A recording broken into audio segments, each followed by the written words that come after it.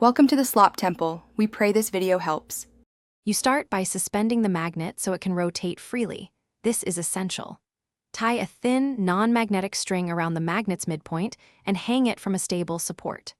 Once done, allow at least 1-2 minutes for any initial swing to damp out so the magnet settles. Make sure there are no large metal objects, electronic devices, or other magnets within about 1 meter because they will skew alignment. Now watch the magnet come to rest aligned along Earth's field.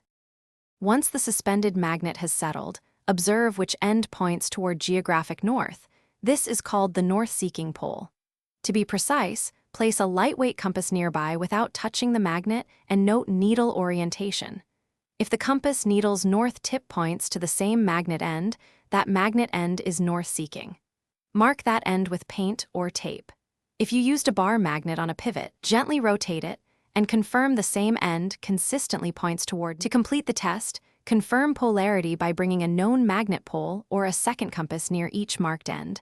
Opposite poles attract and like poles repel. For example, the magnet end you labeled north-seeking should attract the compass needle's south end.